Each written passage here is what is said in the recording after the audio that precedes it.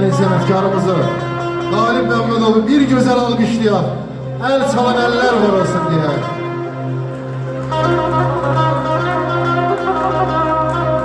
Eşk olsun sanatkarlarımıza.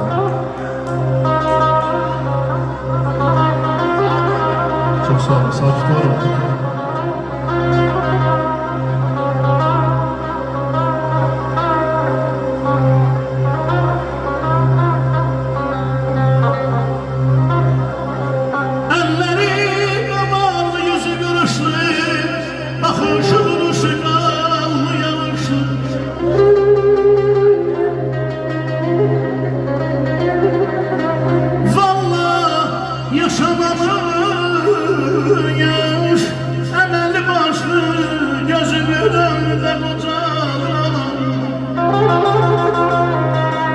Yenə niyə fikirlisən, qəmlisən? Baxışına qurban olum ayana.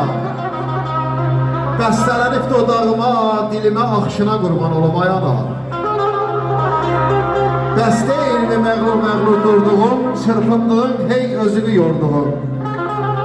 O qotazlı corabıma vurduğum naxışına qurban olum ayana. Yaşa.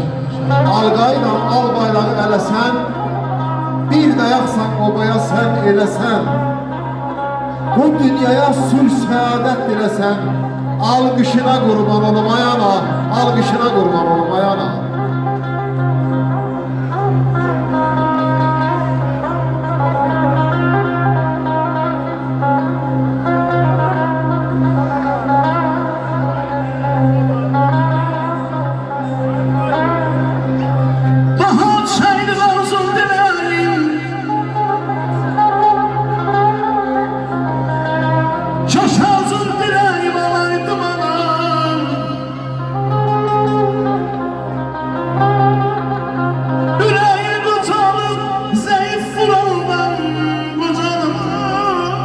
Şükrün olaydı.